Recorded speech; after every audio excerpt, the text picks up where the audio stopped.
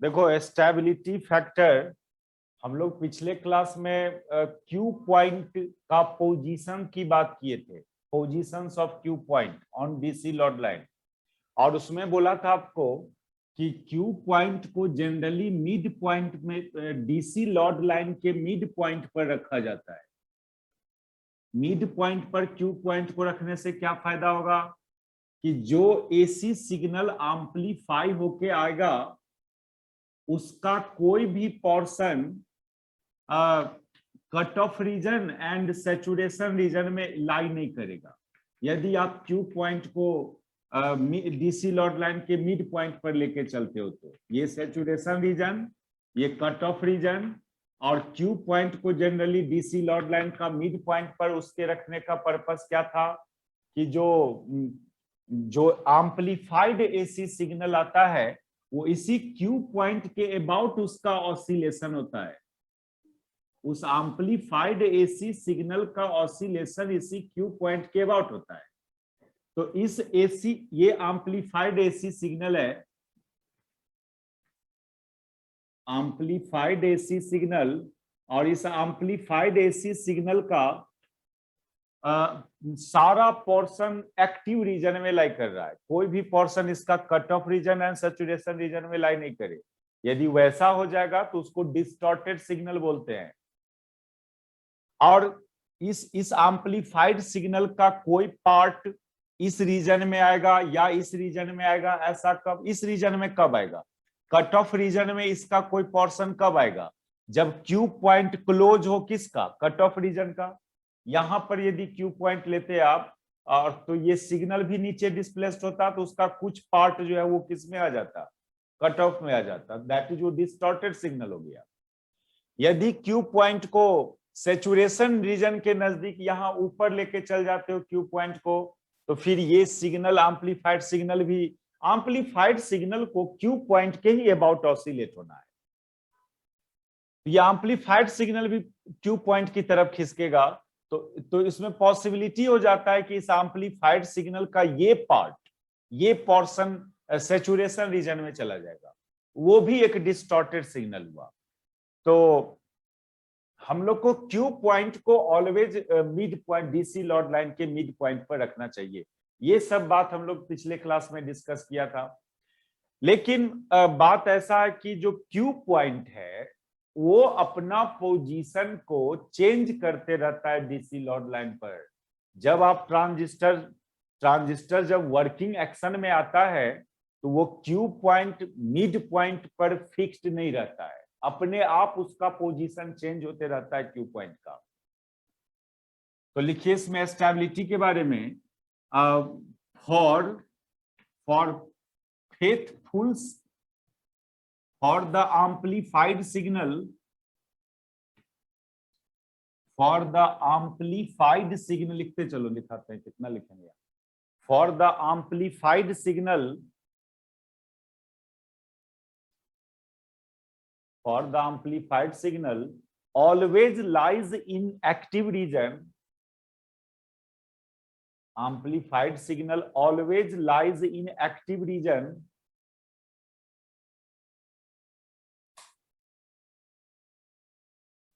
always lies in active region, comma देना, Q point must be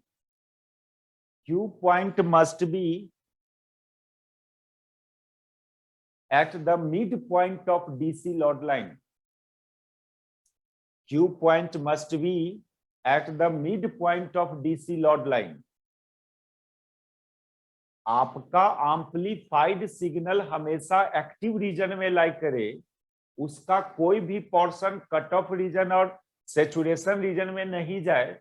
इसके लिए जरूरी है कि क्यू पॉइंट को डीसी लॉर्ड लाइन के मिड पॉइंट पर आना चाहिए, ठीक है। But position of Q point does not remain stable, does not remain stable.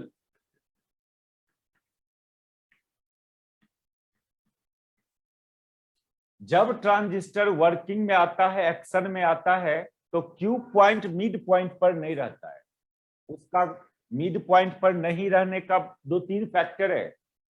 जब ट्रांजिस्टर के थ्रू करंट टूरेंट फ्लो करने लगेगा, तो जंक्शन, जो 2 ठो जंक्शन होता है ट्रांजिस्टर में, 2 junction, EV junction and CB junction, current flow करेगा, तो करंट फ्लो करेगा तो क्या होगा, हीट जनरेट होगा, टेम्परेचर में चेंजिंग होगा, और टेम्परेचर में चेंजिंग होने से करंट में फिर चेंजिंग होगा। जो भी करंट सब फ्लो कर रहा है सर्किट में, वो सब में चेंजिंग आएगा। करंट चेंज करेगा, output input current, voltage voltage सब कुछ चेंज करेगा टेम्परेचर चेंज होने से। और उस सब में चेंजिंग आएगा तो आईसी में चेंजिंग हुआ, ये VBE में चेंजिंग होगा, ये वोल्टेज है VBE, तो स्वाभाविक है क्यू पॉइंट का पोजीशन भी क्या होगा, अपने आप चेंज कर जाएगा। अब वो सैचुरेशन की तरफ खिसक जाए या कट ऑफ की तरफ, लेकिन वो मिड पॉइंट पर नहीं रहेगा क्यू पॉइंट। यानी क्यू पॉइंट स्टेबल नहीं होता है। जब आप ट्रांजिस्टर को एक्शन में लाओगे, वर्किंग में लाओगे, तो क्यू पॉइंट मिड पॉइंट पर नहीं रह पाता है, due to change in temperature. Temperature change करने के चलते क्यू पॉइंट मिड पॉइंट पर नहीं रहता है। क्यों? क्योंकि टेम्परेचर चेंज करने से करंट एंड वोल्टेज में अपने आप चेंजिंग आएगा। करंट एंड वोल्टेज चेंज आया, दैट इज क्यू पॉइंट वहां नहीं रहा। क्यू पॉइंट मतलब, उस क्यू पॉइंट क्या है, इसका कोऑर्डिनेट तो करंट और वोल्टेज का कोऑर्डिनेट है ना इस क्यू पॉइंट का। जब करंट एंड वोल्टेज में चेंजिंग आ रहा है due to change in temperature, that is Q point अपना पोजीशन को चेंज करेगा। तो ये बात लिखा यहां पर कि but position of Q point does not remain stable. इसका स्टेबल नहीं रहने का 2-3 फैक्टर है। एक फैक्टर है टेम्परेचर। करंट फ्लो करेगा तो टेम्परेचर चेंज करेगा जंक्शन का, और टेम्परेचर चेंज करेगा तो वोल्टेज एंड करंट में चेंजिंग आएगा। इट इज ड्यू टू, क्यों स्टेबल नहीं रहता है Q point, it is due to, first में लिखो, change in temperature across junction. Change in temperature across junction, ठीक है।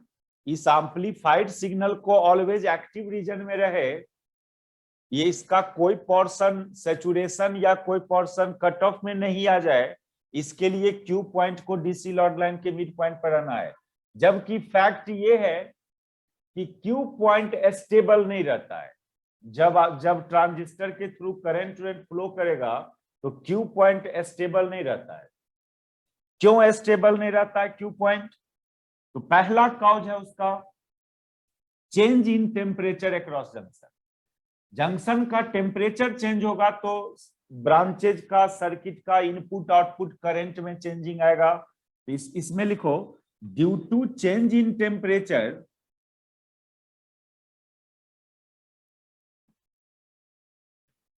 Due to change in temperature क्या क्या चीज में चेंजिंग होगा?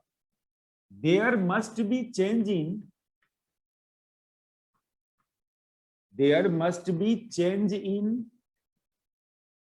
किस किस चीज में? IB में चेंजिंग आएगा, बीटा करंट गेन में चेंजिंग आएगा, वो जो एक करंट ICBO की बात किए थे उसमें चेंजिंग आएगा। ये सब चीज चेंज करेगा करंट चेंज करने के लिए। ये सब क्वांटिटी करंट टेम्परेचर सेंसिटिव होता है। थोड़ा भी टेम्परेचर चेंज करोगे तो ये सब क्वांटिटी में लार्ज अमाउंट में चेंजिंग होता है। IB बेस करंट यहां पर इनपुट करंट है। कॉमन इमीटर कॉन्फ़िगरेशन में बेस करंट इनपुट करंट होता है। बीटा करंट गेन हुआ कॉमन इमीटर कॉन्फ़िगरेशन का। ICBO क्या है? ICBO आउटपुट सर्किट का करंट, माइनॉरिटी के मूव करने वाला करंट है ये ICBO। इनपुट सर्किट ओपन भी होगा फिर भी ये करंट आउटपुट सर्किट में रहेगा। इसकी जब बात किए थे हम लोग, ICBO का बात किए थे, तो आप देखना current in collector branch, current in collector branch when base branch base emitter branch will be open. अब कहोगे बेस तो लिखा, लेकिन इमीटर तो शो नहीं हो रहा है यहाँ। Emitter base branch will open, ये इसका नाम दिया जाता है आईसीबीओ का। आईसीबीओ का नाम क्या है? Current in collector circuit when base emitter circuit is open. तो ये तीन चीज जो है ना, ये करंट सेंसिटिव होता है, सॉरी टेम्परेचर सेंसिटिव। थोड़ा भी टेम्परेचर चेंज करेगा तो ये चेंज होगा, और जब इसमें चेंजिंग होगा तो क्यू पॉइंट, ये आईसी अपने आप चेंज होगा, बीबीई चेंज होगा, इसलिए क्यू का वैल्यू, क्यू का जो पोजीशन है वो चेंज कर जाएगा। दूसरा एक फैक्टर है इस क्यू पॉइंट का स्टेबल नहीं रहने का, दूसरा एक फैक्टर है कि बहुत दिन तक आप ट्रांजिस्टर, एक ही ट्रांजिस्टर को यूज करते रहे तो उसका भी लाइफ खत्म होता है ना। एक ट्रांजिस्टर को बहुत दिन तक आप यूज कर रहे हो, बहुत टाइम तक, लॉन्ग टाइम तक, तो वो अपना प्रॉपर्टी को लूज कर देता है। इसको एजिंग इफेक्ट बोलते हैं। एज से रिलेटेड बात, उस डिवाइस का बहुत दिन तक यूज हो गया, उसके भी चलते क्यू पॉइंट अपना पोजीशन को चेंज कर देता है। ये, लेकिन ये कोई मैथमेटिकल काउज नहीं है, लेकिन हम लोग काउज में तो लिखेंगे ही एजिंग इफेक्ट। एजिंग इफेक्ट, इसका मीनिंग है long use of device, long use of transistor. आप ट्रांजिस्टर को बहुत दिन तक सेम ट्रांजिस्टर को यूज करते रहेंगे तो भी वो ट्रांजिस्टर अपना प्रॉपर्टी को लूज कर देता है, तो क्यू पॉइंट का पोजीशन चेंज हो जाता है। और क्यू पॉइंट का पोजीशन चेंज होने से क्या होगा, ये बात तो माइंड में रखना ही है। क्यू पॉइंट का पोजीशन चेंज होने से ये जो सिग्नल है, उस सिग्नल डिस्टॉर्टेड सिग्नल हो जाएगा, उसका कुछ पार्ट सैचुरेशन या कुछ पार्ट कट ऑफ में चला जाएगा, उसको डिस्टॉर्टेड सिग्नल बोलते हैं। एक और कॉज है क्यू पॉइंट का पोजीशन चेंज होने का, ये सब कोई मैथमेटिकल कॉज नहीं है, मैथमेटिकली हम लोग इसको यूज करेंगे। हम लोग क्यू पॉइंट का पोजीशन में चेंजिंग का जो 2-3 को कॉज है, उस कॉज को जब करेक्ट करने चलेंगे तो मैथमेटिकली इसको यूज करेंगे। ये सब भी है फैक्टर, इस सब के भी चलते क्यू पॉइंट अपना, अरे लॉन्ग यूज करते हो इस ट्रांजिस्टर को, तब तो डायरेक्ट जाके क्या करना पड़ता है, उसको चेंजे करवा के आना पड़ता है, दुकान में ले जाना पड़ता है, उसको चेंज करवा, रिप्लेस करवा के लाते हो आप, उसका और कोई उपाय ये नहीं है ज्यादा दिन तक यूज कर लिए हो तो। तीसरा एक फैक्टर है इसका, आप मान लो कि चेंज करवा के लाए ट्रांजिस्टर को, लेकिन पहले जिस गेन बीटा, जितना बीटा गेन का ट्रांजिस्टर था, अब जो ट्रांजिस्टर लगवा के लाए हो सर्किट में, उसका गेन अलग हो, उसका बीटा का वैल्यू अलग हो, तो वो उसमें भी क्यू पॉइंट का पोजीशन अलग रहेगा। तो ये भी कोई इंपॉर्टेंट फैक्टर नहीं है, लेकिन फिर भी एक फैक्टर है, इसको मेंशन करेंगे हम लोग। Due to replacement of transistor को रिप्लेस करवा के लाएंगे, तो उसका जो बीटा गेन होता है वो डिफरेंट हो सकता है, इट में भी पॉसिबल, थोड़ा बहुत तो गेन में चेंजिंग हो ही जाएगा, आप रिप्लेस करवा के लाइएगा तो उसके भी चलते क्यू पॉइंट अपना पोजीशन को चेंज करता है। तो ऑल ओवर हम लोग को क्यू पॉइंट को स्टेबल मिड पॉइंट पर ही रखना है, फ्लक्चुएट नहीं करे उसका पोजीशन। उसके लिए फिर क्या करें, उसका जो काउज था फ्लक्चुएट, उसके पोजीशन को चेंज होने का जो मेन काउज है, due to change in temperature change करने के चलते ये सब में चेंजिंग आता है, जिसके चलते क्यू पॉइंट अपना पोजीशन को चेंज कर देता है। तो अब की करेक्ट कैसे करोगे, आप कैसे क्यू पॉइंट को स्टेबलाइज करोगे? सुनिए, क्यू पॉइंट को आपको मिड पॉइंट पर रखना, ये टेंडेंसी है, मिड पॉइंट पर रखना है। Q point actually mid point पर नहीं रहता है, वो अपना पोजीशन को चेंज करते रहता है। ऐसा होने से इट में बी पॉसिबल कि हम लोग को एक डिस्टॉर्टेड सिग्नल मिले आउटपुट में। उसका मेन काउज है क्यू पॉइंट के पोजीशन चेंज होने का मेन काउज क्या है? Due to change in temperature. क्यों? टेम्परेचर चेंज करने से क्यू पॉइंट अपना पोजीशन क्यों चेंज करेगा? क्योंकि टेम्परेचर चेंज करने से ये तीनों चीज में चेंजिंग होगा। ये सब बहुत टेम्परेचर सेंसिटिव चीज है। ये थोड़ा भी टेम्परेचर फ्लक्चुएशन होगा, these are highly temperature sensitive. these parameters are highly temperature sensitive।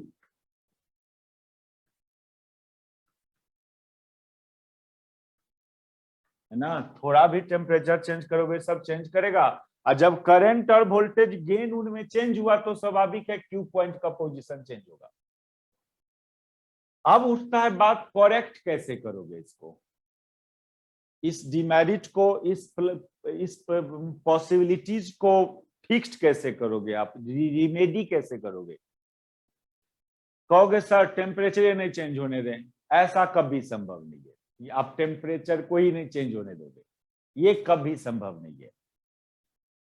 Ranchi में आप रखोगे डिवाइस को तो उसका परफॉर्मेंस कुछ और होगा, पटना लेके चले। बात है यहाँ पर क्या बोल रहे थे हम कि टेम्परेचर चेंज होने के चलते ये सब चेंज होता है। तो इसका मतलब सेम डिवाइस अलग अलग जगह ले जाओगे तो उसका परफॉर्मेंस अलग अलग होगा, क्योंकि अलग अलग जगह का टेम्परेचर डिफरेंट होता है। तो डिफरेंट आईबी, डिफरेंट आईसीबीओ आएगा। तो ऐसा नहीं होना चाहिए। हम लोग डिवाइस बनाते हैं ये देख के नहीं कि इसको पटने में यूज करना है या रांची में यूज करना है, कहीं भी यूज होगा सेम परफॉर्मेंस दे उस डिवाइस। यानी टेम्परेचर इंडिपेंडेंट बनाना है आपको। टेम्परेचर तो चेंज करवे करेगा, उसको कुछ नहीं कर सकते हो आप। कंस्ट्रक्शन में ही कुछ ऐसा काम करो जो टेम्परेचर चेंज करने के बावजूद भी इस सब में चेंजिंग नहीं हो। आप टेम्परेचर को ही चाहेंगे कि चेंज नहीं होने दे, ये पॉसिबल नहीं है।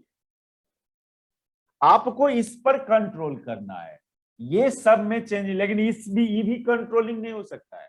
टेम्परेचर चेंज करेगा तो ये सब चेंज करवे करेगा। तो फिर कैसे क्यू पॉइंट को स्टेबलाइज करें हम लोग? नहीं, जब टेम्परेचर चेंजिंग करना मेरे बस की बात नहीं है, ऐसा नहीं कि पटना का टेम्परेचर हम रांची के बराबर कर दें, अब वो चेंज होवे करेगा, इस सब में चेंजिंग होगा, इसलिए ये भी आपके कंट्रोल में नहीं है। थोड़ा बहुत है ये सब अपने कंट्रोल में, लेकिन उतना नहीं देखना है। तो कैसे हम लोग क्यू पॉइंट को स्टेबलाइज करें? क्यू पॉइंट को स्टेबलाइज करने के लिए मैथमेटिकली स्टेबलाइज करें। एक मैथमेटिकल टेक्निक अडॉप्ट किया गया है, या बाइसिंग का तरीका में चेंजिंग करना होगा। अभी अभी हम लोग पढ़ेंगे method of biasing. 3 go method है, 4 गो बाइसिंग का, उसमें उसको डिस्क्राइब करेंगे। तो देखो यहाँ पर numerically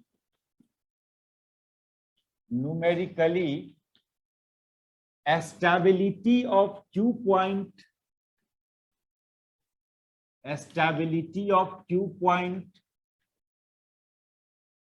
is measured by a factor called a stability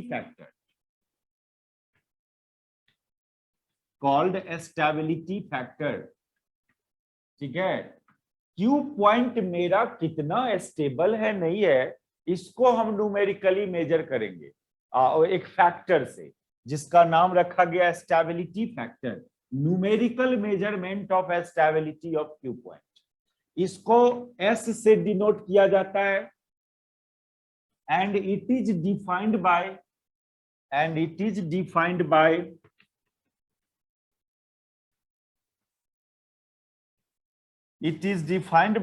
S equal to del I B by del I C B O. ये डिफिनीशन है स्टेबिलिटी फैक्टर का।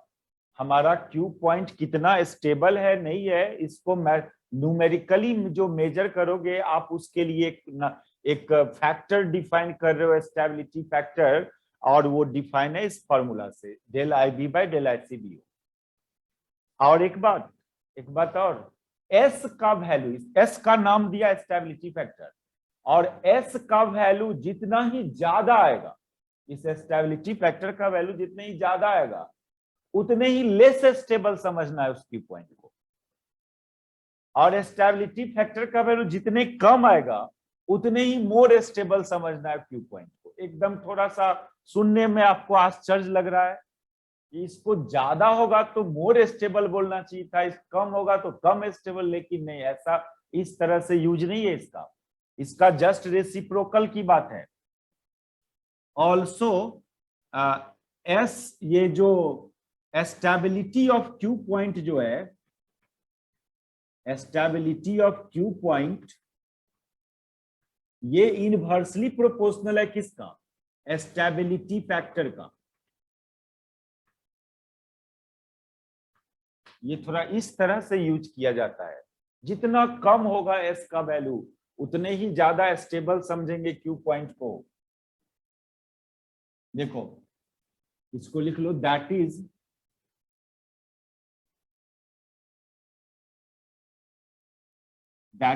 Q point will more stable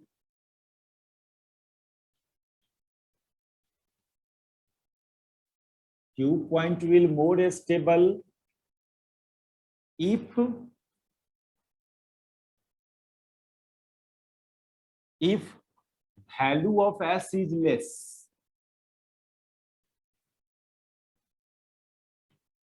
actually s का value lie करता है from 1 to 100, 200 तक भी जा सकता है s का वैल्यू, और जितना कम होगा s का वैल्यू क्यू पॉइंट को उतने ही स्टेबल माना जाता है।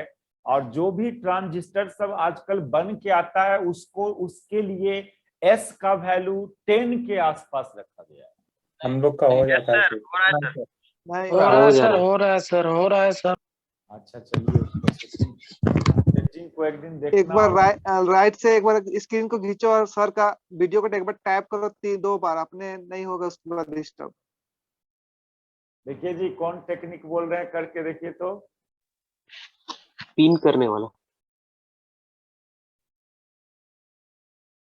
मेरे पास से नहीं कोई सेटिंग ऐसा है जो आप लोग बोलिएगा तो मेरा वीडियो गायब नहीं होगा। नहीं सर, अपना अपना मोबाइल में सेटिंग होता है, अपना अपना मोबाइल में आपका अगर वीडियो को कोई टैप करेगा ना 2 बार, राइट साइड खींच ले जाएंगे स्क्रीन को, उसमें सारा कोई दिखता है, तो वहां पे 2 बार टैप करेंगे तो आप एक ही बार दिखेगा, वहां पर जो भी बोलेगा नहीं डिस्टर्ब होगा आपका वीडियो, देखो ना जी, किसी को भी डिस्टर्ब नहीं होगा। एगो क्या कीजिए ना आप। हाँ सर, मेरे में भी होता है सर, ऐसा ही। मतलब हो गया सर सच हाँ में सर, हो गया, सेटिंग हो गया सर, तय किया हम लोग, झूठे के हो ना गया सर, सेटिंग हो गया। झूठे के परेशान थे ना, देखना करके। चलो, हो अरे गया हम सर, लोग सेटिंग हो भी गया। कोई भी जितना भी कोई बोलेगा ना डिस्टर्ब नहीं होगा आपसे। हाँ, वो होना चाहिए, ज्यादा अच्छा है वो चीज हम लोग के लिए। अरे बहुत कुछ हाँ हम सर। सीखे हैं जी। ये मैथमेटिकली ऐसे डिफाइन है स्टेबिलिटी फैक्टर। तो अब इसका वैल्यू कम कम हो ज्यादा हो, इसके लिए 3-4 गो मेथड है बाइसिंग का। तो अब आता है method of biasing for more stability of Q point. Stability of Q point से रिलेटेड ये टॉपिक है, मेथड ऑफ बाइसिंग। लिखो,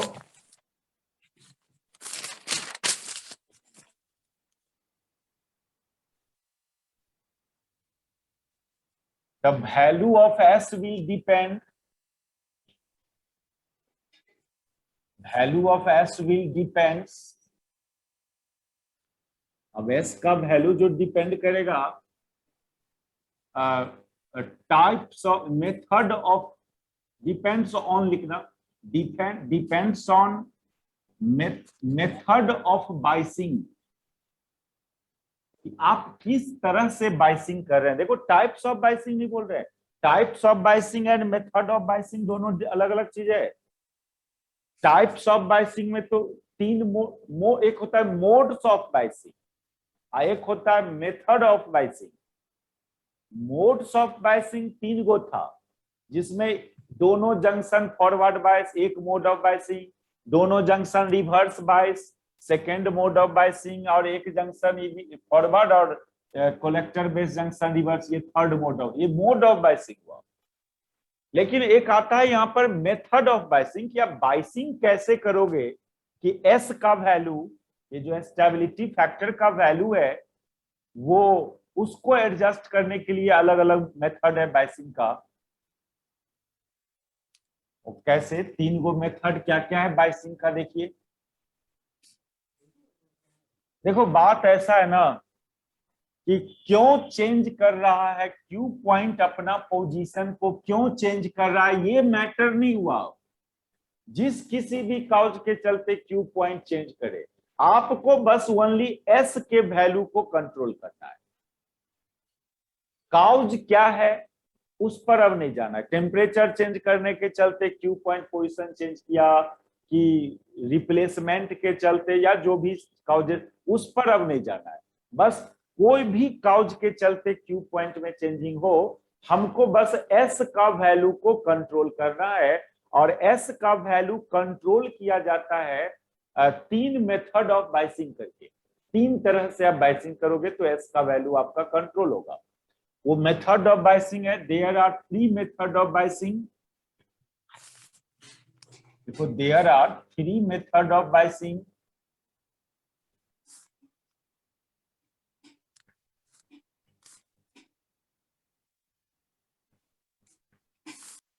अभी अभी हमने क्या बोला कि स्टेबिलिटी फैक्टर ओरिजिनली डिफाइन है किससे, del I B by del I C B. ये ओरिजिनल डिफिनीशन है स्टेबिलिटी फैक्टर का। हम लोग एक करंट का रिलेशन जानते हैं आईसी का, आईसी, इसलिए तो हम फंसे हुए हैं। ये रिलेशन होगा आईसी बराबर अल्फा आई प्लस आईसी बी, ठीक है। ये क्या, इसको बताने का क्या कॉज था, बोले थे कि इमीटर से 100% इलेक्ट्रॉन गया बेस में, अब बेस से वो कुछ 95% कलेक्टर में गया, यानी IC is equal to alpha I, ऐसे बोला था। ये था, सुनो अब यहां पर देखो क्या करते हैं हम, आई ई बराबर होता है आई सी प्लस आई बी, ये इसमें सब्स्टिट्यूट कर दो, तो ये सब्स्टिट्यूट करोगे तो अब आई सी बराबर हो जाएगा कितना, अल्फा इंटू आई सी प्लस आई बी प्लस ये आई सी बी ओ। अब इसको फिर सॉल्व करेंगे, आईसी वाले को एक साइड कर लेंगे, ये 1 माइनस अल्फा इंटू आई सी, इधर हो जाएगा कितना, इधर हो जाएगा alpha I B plus I C B ओ। अब इस आईसी का वैल्यू को यहां से उतारो, पहले इसको उतारो। ये रिलेशन था, हम लोग फंसे हुए तो गलत रिलेशन लिख दिए थे इसको। तो अब इसको देखना, इसको जहां पर किए थे उस जगह इस कंसेप्ट को देखना कैसे हुआ था। ये आईसी जो होता है आईई का कुछ फैक्टर के बराबर होता है, यानी जो भी इलेक्ट्रॉन इमीटर से चला उसका कुछ तो बेस में ही रह गया, लगभग 5%, पता नहीं, वो भी 5% हम लोग बोल दे रहे हैं, ये कोई जरूरी नहीं है 2% हो सकता है, इसलिए तो अल्फा बोल रहे हैं हम लोग। आईई का अल्फा फैक्टर होता है आईसी। जैसे नहीं, नल मान लो बीच में नल डाल दो, इधर से एक पाइप आया, देखिए ऐसा बात समझिए ना, आप ट्रांजिस्टर को एक नल समझो ना। देखो ये पाइप है, इधर से पानी जा रहा है, यहाँ पर एक नल डाल दिया, अब इधर पाइप है, नल को जितना कसोगे खोलोगे इधर से इधर, इस साइड से इस साइड उतना ज्यादा पानी जाएगा या नहीं जाएगा। तो ये जो बेस है ना, बेस रीजन एक स्विच की तरह बिहेव करता है, नल, वो जो कसते खोलते हैं हम लोग नल पानी का पाइप में, उसकी तरह कितना पानी को फ्लो करने दें यहाँ इस ट्यूब में, ये डिसाइड करता है ये नल, दैट इज ये बेस डिसाइड करता है। जितना लीटर पानी यहाँ आ रहा है उसमें से कितना लीटर इसमें जाएगा, ये इस बेस रीजन डिसाइड करेगा। तो आई करंट आ रहा है, उसमें से कितना आईसी में जाएगा, तो अल्फा आई मान लिया। यही था। अब प्लस एगो एक्स्ट्रा करंट आउटपुट सर्किट में देखना जहां पर इसको डिफाइन किए थे। तो अब बताओ, ये इसको सॉल्व करेंगे तो आईसी बराबर हो जा रहा है कितना, आईसी बराबर alpha by 1 minus alpha into I B plus 1 by 1 minus alpha I C D O. Speaker off कर दीजिए, बार बार आवाज आ रहा है। समझे? ये हुआ। अच्छा हाँ, ये चीज याद किया जाए, ये alpha by 1 minus alpha beta के बराबर आया था, ये बीटा के बराबर आता था। और ये जो 1 बाई 1 माइनस अल्फा है, ये 1 प्लस बीटा के बराबर आता था, ये बीटा प्लस 1 के बराबर आता था।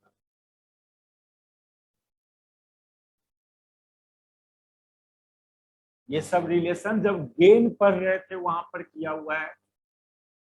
ये कहां से बात कर दिया, सिंस बीटा बराबर अल्फा बाई 1 माइनस अल्फा और 1 प्लस बीटा बराबर 1 बाई 1 माइनस अल्फा, ये जब relation between alpha and beta ये पढ़े थे वहां पर, रिलेशन में, वहां से ये चीज को लिख दिया। तो ये हुआ फाइनल आईसी। लेकिन एक बात आपको बता दें, ये बीटा प्लस 1 आईसीबीओ जो है, इसको तो कोई कोई क्या करता है ना, इस करंट इतना को एक न्यू करंट लिखता है, एक न्यू करंट आईसीईओ।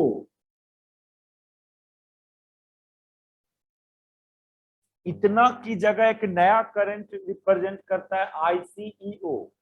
या बहुत कोई क्या करता है,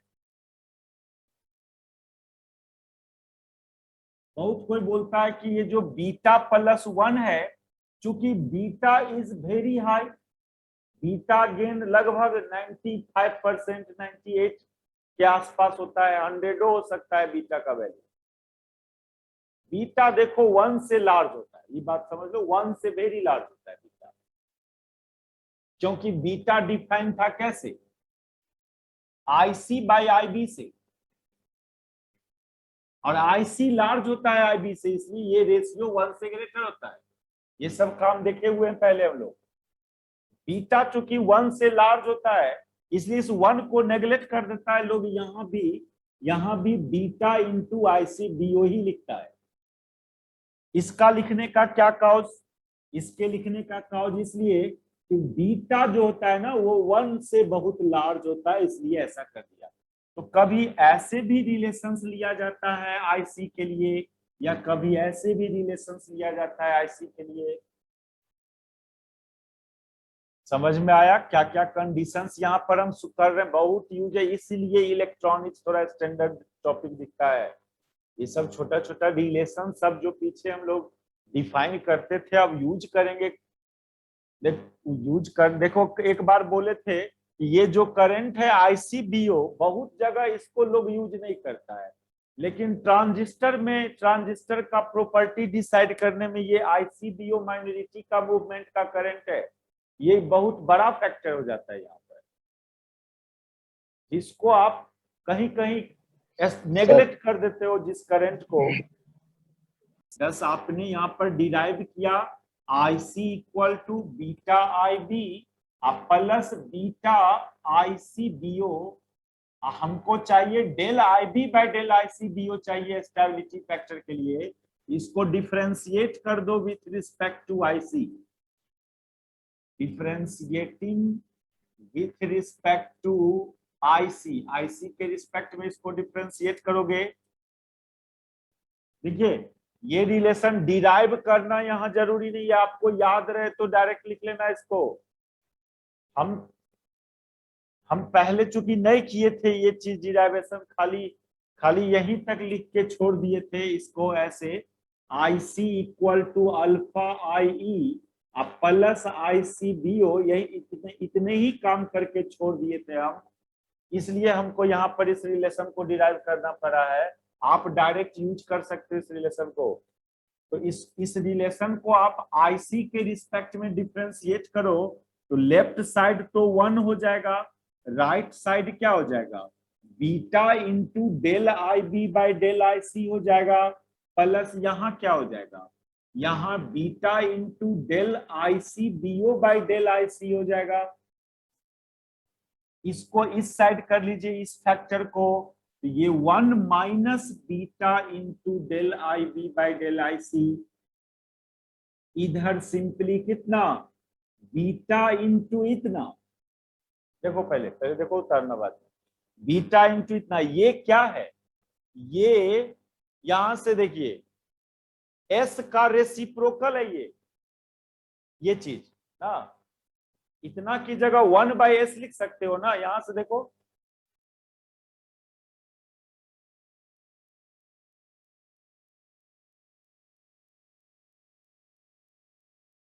सुनो सर वो बीटा की जगह में 1 प्लस बीटा 1। सॉरी थोड़ा सा करेक्शन, ये स्टेबिलिटी फैक्टर का डिफिनीशन में थोड़ा correction, del I B by del I C B O नहीं लेना, del I C by del I C B O लेना। थोड़ा करेक्ट करो तो स्टेबिलिटी फैक्टर के डिफिनीशन को, del I C by del I C B O पीछे भी जो किए हैं वहां पर रखना, इसको डिफिनीशन में थोड़ा करेक्शन कीजिए। हो गया? तो अब बताइए ये क्या है, ये एस का ही रेसिप्रोकल है ना, यानी यहाँ पर 1 बाई एस लिखोगे इतना की जगह, इस टर्म को तो पीछे कर लिए हो आप। और जब इसको सॉल्व कीजिएगा किसके लिए, एस के लिए जब आप इसको सॉल्व करोगे इस रिलेशन को, तो ये निकल के आता है आपका, इसीलिए एस बराबर beta divided by 1 minus beta into del I B by del I C. देखो हम लोग क्या कर रहे हैं, यहाँ बहुत सारे बुक है ना जो स्टेबिलिटी फैक्टर को डायरेक्ट इस फॉर्मूले से डिफाइन करता है। आप देखना बहुत सारा बुक डायरेक्ट ये फॉर्मूला लिखेगा, stability factor is represented by, stability of Q point is measured by a factor called a stability factor represented by S, and S is defined by इतना ऐसे। लेकिन हम लोग ऐसे नहीं किए, हम लोग स्टेबिलिटी फैक्टर का डिफिनीशन डायरेक्ट ये नहीं लिया, हम लोग स्टेबिलिटी फैक्टर का definition del I C by del I C B O लिया, और फिर यहां से इसको डिराइव किया। नहीं कुछ याद रहे तो आप भी डायरेक्ट लिख लेना एग्जाम में यही डायरेक्ट डिफिनीशन में ये, लेकिन उससे पहले थोड़ा बहुत फेमस कुछ शॉर्ट क्वेश्चन आंसर है ये स्टेबिलिटी फैक्टर डिफाइन करना, और 3 गो मेथड ऑफ बाइसिंग का क्या है, उसका अपना अपना स्टेबिलिटी फैक्टर का फॉर्मूला क्या है। जब लॉन्ग क्वेश्चन में आता है तो स्टेबिलिटी फैक्टर क्या है, and find expression for a stability factor for different method of biasing। अभी 3 गो मेथड ऑफ बाइसिंग करने जाएंगे, तो तीनों मेथड ऑफ बाइसिंग में एस फाइंड करेंगे हम लोग। पहले तो एस को डिफाइन करने बोलेगा, और उसके बाद बोलेगा कि 3 गो जो मेथड है भैया, फिक्स्ड बाइस क्या है होता है, सेल्फ बाइस क्या होता है, वोल्टेज डिवाइडर बाइस क्या होता है, and find expression for stability factor in these 3 types of 3 method of biasing. तो ऐसे पूछा जाता है क्वेश्चन, तो थोड़ा ये देखना आप क्या सॉर्ट कर सकते हो अपने डिफिनीशन में, डायरेक्ट ये फॉर्मूला ले सकते हो स्टेबिलिटी फैक्टर।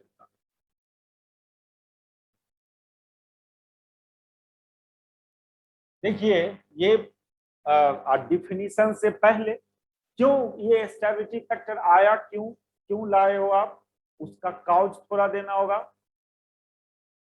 डायरेक्ट नहीं बोलेंगे कि it is represented by S and defined by इतना, ऐसे इतना से थोड़ी कंफर्म हुआ सॉल्यूशन। क्यों लाए स्टेबिलिटी फैक्टर को, वो काउज थोड़ा देना होगा। क्यू पॉइंट को एक्टिव रीजन में लाई रख करवाने के लिए, क्यू पॉइंट का स्टेबिलिटी के लिए इसको ला जाए। देखिए इसका प्रॉपर्टी देखो इस एक्सप्रेशन का, ये एक्सप्रेशन एक बहुत बड़ा बात बोलने वाला है। क्या है देखिए, इसको देखिए, ये del I B by del I C क्या कहना चाह रहा है, इट रिप्रेजेंट कि I B is the function of I C. यदि आप आई बी को डिफरेंशिएट कर रहे हो आई सी के रिस्पेक्ट में, ये कब संभव है, जब आई बी फंक्शन होगा किसका, आई सी का, तब ये मीनिंगफुल होगा ना। ये बात, इसका मीनिंगफुल होना तब होगा जब आई बी फंक्शन होगा आई सी का। आई बी है इनपुट करेंट, आई सी है आउटपुट करंट। ऐसा कैसे हो गया कि input current depends on output current. अभी तक तो हम लोग बोल रहे थे output current depends on input current, लेकिन यहां पर जो कुछ बात आया इससे पता चलता है कि input current also depends on output current. That is input current may also depends on